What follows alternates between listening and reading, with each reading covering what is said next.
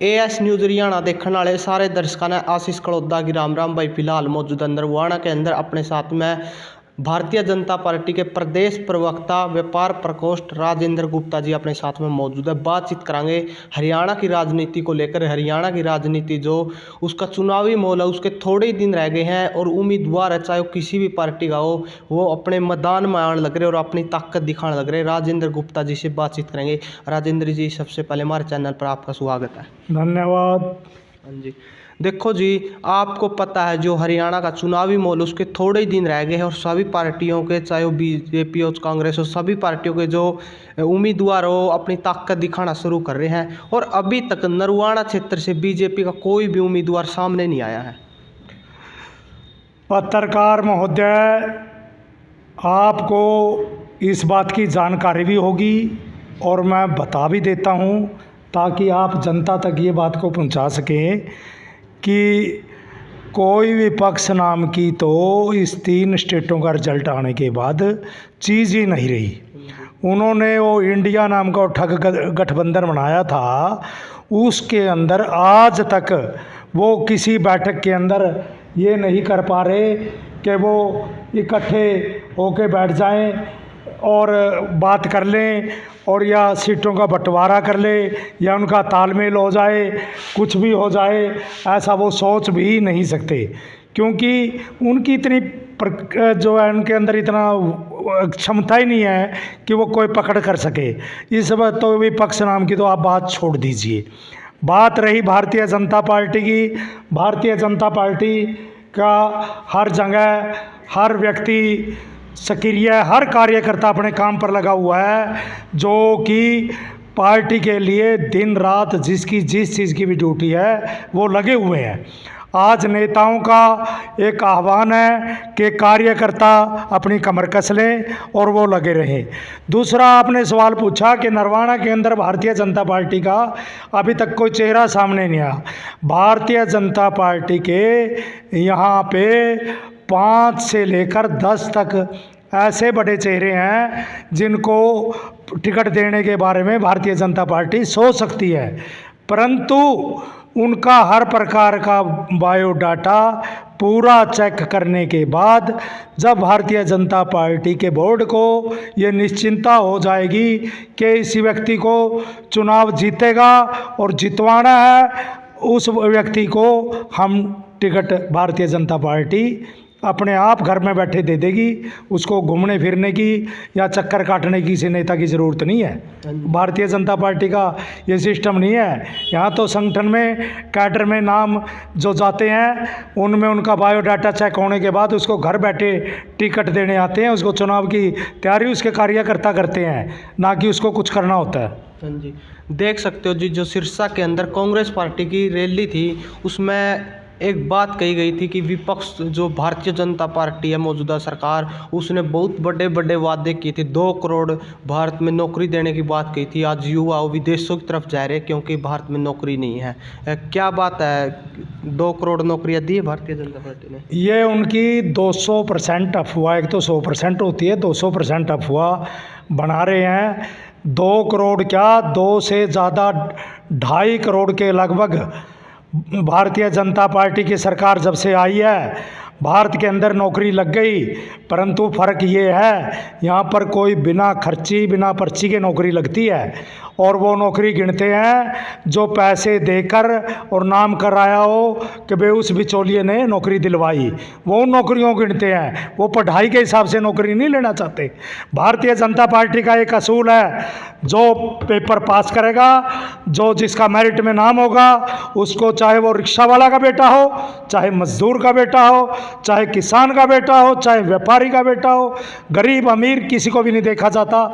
यहाँ पर मेरिट के आधार पर नौकरी मिलती है। और मैं कहता हूँ वो 2 की बात करते हैं, 2.5 करोड़ नौकरियां तो लग चुकी हरियाणा के अंदर। आप देखिए, एक जो 300 रुपये की दिहाड़ी वाला मजदूर, मनरेगा का मजदूर की, और जो रिक्शा ढोता था, सामान ढोने वाला, उसका बेटा HCS लगा है। बताइए आप, क्या उसने उसके किसी की सिफारिश लगवाई है? उन्हें कोई या पर्ची या खर्ची दी है? ये भारतीय जनता पार्टी के राज में ही हो सकता है और ऐसा होना संभव नहीं है। हाँ जी। और एक जी पेपर लीक जैसे मामले को जो बार बार बताया जा रहा है कि सरकार में पेपर लीक होते हैं। सरकार के अंदर पेपर लीक नहीं होते। 140 करोड़ लोगों का देश है ये। इसके अंदर जो 70 साल से भ्रष्टाचार, कांग्रेस जिसने हर प्रकार का भ्रष्टाचार किया है, कोई क्षेत्र देख लीजिए, करेंसी से लेकर रोडे मरवाने से लेकर पेपर लीक करने से लेकर माफिया उगाने से लेकर हर प्रकार का काम 70 साल के ये विपक्ष की मेन तौर पर कांग्रेस की सरकारों ने किया है। और उनके कार्यकर्ता जिनके खून मुंह लगा हुआ है, वो आज भी कहीं न कहीं तिकड़मबाजी बढ़ाकर कहीं न कहीं पेपर का कहीं से कैच करने की कोशिश करते हैं और वही अफवाह उड़ाते हैं। इसमें भारतीय जनता पार्टी का कोई कार्यकर्ता शामिल नहीं है, सरकार का इसमें कोई रोल नहीं होता। और जी देखो, जो चुनावी माहौल उसके थोड़े ही दिन रह गए हैं। लोग, जो हरियाणा की जनता वो जानना चाहती है जो ये विधानसभा और लोकसभा का चुनाव होगा, ये भारतीय जनता पार्टी अकेले ही लड़ेगी या गठबंधन में लड़ेगी? भारतीय जनता पार्टी का एक नियम रहा है, आपने पहले भी देखा होगा, हम किसी के गठबंधन के साथ चुनाव नहीं लड़ा करते। भारतीय जनता पार्टी अकेले, उसके साथी हो सकते हैं, साथी पहले भी हो सकते हैं, बाद में भी बन सकते हैं, वो अपनी सीटों पे अपना चुनाव लड़ें। हम भारतीय जनता पार्टी कभी भी किसी के साथ गठबंधन बनाकर चुनाव नहीं लड़ती, ना अब लड़ेंगे। हाँ जी। और देखो, आपने कहा कि कांग्रेस सरकार उसने भ्रष्टाचार फैलाया है, आपका कहना है ये। देखो, भ्रष्टाचार फैला और कांग्रेस पार्टी वो कह रही कि हरियाणा में कांग्रेस की सरकार बनेगी अब की बार। भूपेंद्र हुड्डा जो रणदीप सिंह सुरजेवाला है, उसके कार्यकर्ता बड़े बड़े दावे ठोक रहे हैं।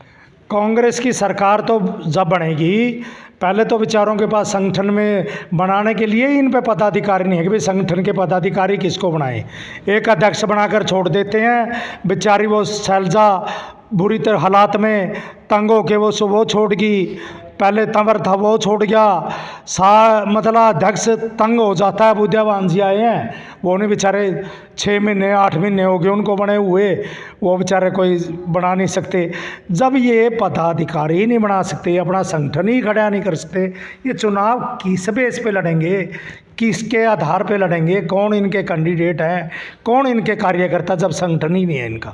तो इनकी तो आप बात छोड़िए, ये तो हवा में तीर चला रहे हैं जिसका कोई उसका उचित माप नहीं है। और ये तो सिर्फ अपना ठग्गा बग्गी का राज, किसी तरह लोग बहकाई में आ जाएं और वो फिर आ जाएं, ऐसा इनके मन की भावना है, ऐसा होने वाला कुछ नहीं। हाँ जी। और जी देखो, हरियाणा में यदि भारतीय जनता पार्टी की सरकार बनती है तो कितनी सीटों पर दावा ठोक सकती है अब की बार? भारतीय जनता पार्टी अपने बलबूते पर हरियाणा में सरकार बनाएगी। कोई उसको आवश्यकता नहीं पड़ेगी बाहर के किसी अन्य व्यक्ति को लड़ाने के लिए। बाकी जो है और कोई कमी नहीं रहेगी। भारतीय जनता पार्टी ने वो काम किए हैं जिसका कोई मतलब तोड़ नहीं है। आज ये तो उसके नज़दीक भी नहीं कर सकते कोई काम। आज हर प्रकार की फैसिलिटी गरीब को, मतलब अगर उसके पास कोई कमाने वाला नहीं है ना, उसको आज ये चिंता नहीं है कि मेरा घर कैसे चलेगा, मैं खाना कैसे खाऊंगा, मैं कैसे जीवन यापन करूंगा। ये भारतीय जनता पार्टी के राज में ही अवेलेबल है। देखो, आखिरी क्वेश्चन मेरा राजेंद्र जी, जो कांग्रेस पार्टी है उसके कार्यकर्ता है, उसके नेता, उनका कहना कि भारतीय जो हरियाणा की जनता है वो दोबारा कांग्रेस पार्टी का राज देखना चाहती है हरियाणा में। कोई जनता की मांग नहीं है, ना कोई जनता चाहती। आज भारतीय जनता पार्टी के साथ हरियाणा की 60 से 70% जनता है। वो जनता किस जनता की बात कर रहे हैं? वो तो उन लुटेरों की बात कर रहे हैं जिनका कमीशन खोरी बंद हो गई है, वही अफवाह फैला। आम जनता का उनसे कोई संपर्क नहीं है। किसान, व्यापारी, नौकरी पेशे वाला, एक गरीब वर्ग, ओबीसी वर्ग, ब्राह्मण, पंजाबी, कोई क्षेत्र में कोई किसी प्रकार का वाला उनके साथ कोई बोलने वाला नहीं है। वो तो एक वो जो दलाल है ना, दलाली करते थे कार्यालयों में, वो उनका एक प्रवक्ता प्रचारक के रूप में उनका प्रचार कर रहे हैं बस। जी देखो जी, एक सवाल और आ गया मेरा। जो भारतीय जनता पार्टी है वो हिंदू मुस्लिम के नाम पर लोगों को भड़काना चाहती, लड़ाना चाहती है, ऐसी कांग्रेस पार्टी के दिग्गज नेता जो वो उनके बयान ऐसे। कांग्रेस पार्टी में पहले तो दिग्गज नेता रहा ही नहीं, क्योंकि जब कांग्रेस पार्टी में जो मुखिया नेता है उसने जहाँ पे जादू के काम होते हो, किरकिरी हो, जहाँ पे मजाकबाजी होता हो, ऐसे लोग जगह जाकर उन्हें फ़ोटो खींचने का काम शुरू कर दिया है। वहाँ तो वरिष्ठ नेता तो कोई रहा नहीं कांग्रेस के अंदर, मतलब। और ये उनकी अफवाह है। भारतीय जनता पार्टी का एक ही मानना है, माननीय मोदी जी का, नरेंद्र मोदी जी जो यशस्वी प्रधानमंत्री हमारे देश के हैं, उनका एक ही मानना है कि भारत के अंदर रहने वाला पहले भारतीय है, फिर वो किसी धर्म को अपनाए, हमें कोई इतराज़ नहीं। अगर भारत के अंदर रहकर वो अपने आप को भारतीय नहीं समझता, उस व्यक्ति को हम भारत में रहने भी नहीं देंगे। धन्यवाद जी। आखिरी में हमारे दर्शकों को क्या कहना चाहोगे जी? सभी दर्शकों को निवेदन है कि आप इस बात को ज़रूर सोचें कि भारतीय जनता पार्टी ने देश को कहां से कहां पहुंचा दिया है। आज हमारी स्थिति संसार के अंदर, हमारे नेता की स्थिति एक ग्लोबल लीडर के रूप में जो उपस्थित हुई है, ये किसी कार्य के ऊपर हुई है। आज इतना शक्तिशाली देश चारों दिशाओं में बनाने से वायु सेना, थल सेना, जो है पानी सेना, सभी अपने अपने जगह पर कठोर से कठोर परिश्रम कर कर आगे बढ़े हैं। ऐसे में देशवासियों को सोचना चाहिए कहाँ हमारी इकनॉमी पहुंच गई। और मोदी जी ने गारंटी दी है, मोदी जी ने गारंटी दी है कि 2029 से पहले हमारी इकनॉमी तीसरे नंबर पर होगी और 2026 के अंदर ही हो जाएगी और 2047 के अंदर विकसित भारत का निर्माण होगा आप लोगों के सहयोग से, जो विश्व के अंदर सबसे प्रमुख एक नंबर पर राज, जो विश्व गुरु का काम करेगा। धन्यवाद जी। देख सकते हो हमारे साथ में भारतीय जनता पार्टी के प्रदेश प्रवक्ता व्यापार प्रकोष्ठ राजेंद्र गुप्ता जी साथ थे। इनसे बातचीत की है। जो बातचीत की वीडियो को शेयर जरूर करें। जय जवान जय किसान।